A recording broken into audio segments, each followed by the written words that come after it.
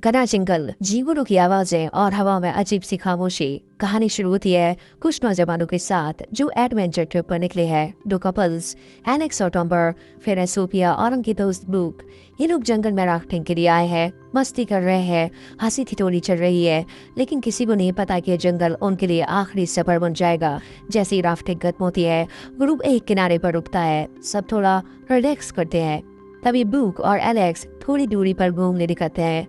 Brooke अकेली होती है और तभी झाड़ियों के पीछे से कुछ सरसराहट होती है।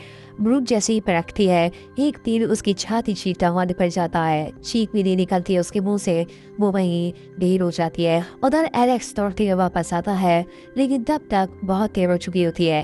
एक एक करके सभी दोस्त मारे जाते हैं। जंगल में मौजूद एक परिंदा, जो दिखने में इंसान तो बिल्कुल नहीं लगता, एक खौफनाक राक्षस की तरह, हड्डियों से सजा हुआ उसका शरीर और भयानक चेहरा, वो एक एक करके सब कुछ शिकार बना लेता है। केवल एक लड़की बचती है, उसका नाम है एलेक्स मायर्स।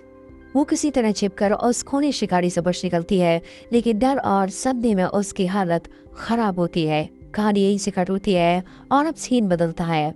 हम एक जेल के अंदर होते हैं, जहाँ एक सख्त और तेज तर्रार जेल ऑफिसर है। नेथन को एक नया मिशन सौंपा गया है। कुछ खतरनाक कैदियों को एक जगह से दूसरी जगह ट्रांसफर करना है, और कैदियों में सबसे खतरनाक है चेंज, एक चालाक और खूंखार अपराधी जिसने पहले भी कई बार बहाने की कोशिश की है। नेथन के साथ उसका भरोसेमंद साथी वॉलेस और कुछ और ऑफिसर भी हैं। सब एक बड़ी जेल बैंड में कैदियों को लेकर निकलते हैं। चेंज के अलावा कुछ और कैदी भी हैं, जैसे फ्लॉयड, क्राक और विलियम्स। रास्ता लंबा है, इसलिए तय होता है कि वो शॉर्ट कर लेंगे, एक पुराना सुनसान रास्ता जो सीधे जंगल से होकर जाता है।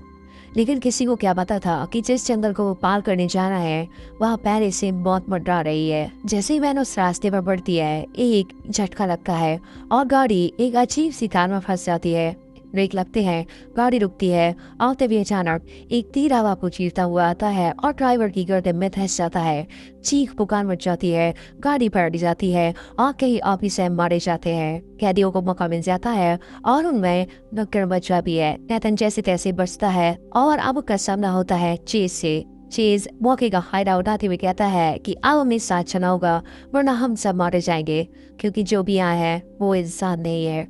कभी जंगल से आती है एक भारी सी सांसों की आवाज और अचानक पेड़ों के पीछे से निकलता है वही डरावना शिकारी, जिसका नाम है थ्री फिंगर। थ्री फिंगर एक विकृत राक्षसी इंसान है, जिसकी 3 उंगलियां हैं और जो अपने शिकारों को काट काट कर खा जाता है। और उसका घर इसी जंगल में है और उसने पूरे इलाके में जाल बिछा रखे हैं। वो अकेला नहीं है, उसके पास है उसका मौत से भरा ट्रक, जिसमें भाले, तीर, कुल्हाड़ी जैसे कई घातक हथियार है। अब कहानी एक तौर बन जाती है। मौत और जिंदगी के बीच एक तरफ है नेथन और बाकी बचे वो लोग, दूसरी तरफ है जंगल और उसका शैतानी मालिक थ्री फिंगर। रास्ते को नहीं मिलती है एलेक्स, जो पहले से ही इस हैवान का शिकार बनती बचती छिपी हुई थी। वो उन्हें बताती है कि यहाँ से निकलना बहुत मुश्किल है, क्योंकि थ्री फिंगर सिर्फ ताकतवर ही नहीं बल्कि चालाक भी है। और उसने हर तरफ अंधे लगा रखे हैं, कोई जमीन के नीचे, कोई पेड़ों पर और कुछ तो हवा में भी। कैदी और पुलिस वाले जो एक दूसरे के दुश्मन थे, अब एक जैसे शिकार बन चुके हैं। भरोसा, चालाकी, गुस्सा और डर, ये सब एक साथ उनके बीच मौजूद है। किसी को किसी पर भरोसा नहीं। जैसे जैसे ये लोग जंगल में आगे बढ़ते हैं, एक एक करके थ्री फिंगर उन्हें चिन चिन कर मारता है और किसी को कुल्हाड़ी लगती है, किसी का सिर उड़ जाता है, तो किसी का शरीर 20 से 2 टुकड़े हो जाता है। और हर बार थ्री फिंगर्स की उपादा नसी जंगल में घुसती है। अब सवाल वैसी है कि कोई इस जंगल से जिंदा निकल पाएगा या फिर सब बन जाएंगे थ्री फिंगर्स के अगले शिकार। जंगल अब और भी ज्यादा खतरनाक हो चुका था। थ्री फिंगर्स की मौजूदगी चारों तरफ महसूस हो रही थी। हर पत्ते की सरसराहट, हर टूटी हुई टहनी की आवाज में मौत की हट थी। नेथन, एलेक्स और चीज अब एक साथ थे, मगर उनमें आपसी भरोसे बेहद कमी थी। चीज चालाक था, उसके दिमाग में कुछ और ही चल रहा था। रास्ते में चलते चलते उन्हें एक पुरानी जीप दिखती है जो आधी चली हुई थी और उसके पास कुछ लाशें पड़ी होती है।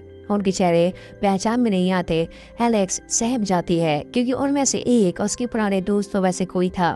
अब सबका यकीन पक्का हो गया था, ये सिर्फ जंगल नहीं, ये थ्री फिंगर्स का खेल का मैदान है। उसी जी के पास एक बक्सा पड़ा था जो असल में एक लूकर रंग था। उसमें बहुत सारा पैसा पड़ा था और उसी ट्रंक के पीछे चेज और बाकी कैदी पहले से ही थे। चेज की असली मंशा अब सामने आने लगी थी। वो जिंगल से जिंदा निकलकर इस पैसे को लेकर गायब होना चाहता था। डीथन इससे अनजान नहीं था, लेकिन इस वक्त उनका सबसे बड़ा दुश्मन था थ्री फिंगर। जैसे वो लोग पैसे से भरे ट्रंक को लेकर आगे बढ़ते हैं, अचानक चिल्लाने की आवाज आती है और एक कैदी अंधे में फंस गया था। अंधा खिंचते ही उसका पूरा शरीर हवा में छूट जाता है और तुरंत थ्री फिंगर्स कुल्हाड़ी लेकर वहां पहुंचता है। अब शुरू होती है दौड़, जान बचाने की दौड़। हर मुंह पर कोई न कोई मारा जा रहा है, कोई आग में चल रहा था, किसी को तीरों से छन्न किया जा रहा था। जंगल में फंदे इतने घातक थे कि एक जगह एक आदमी का सिर स्पिन वाले ब्लेड से कटकर दूर जा गिरता था।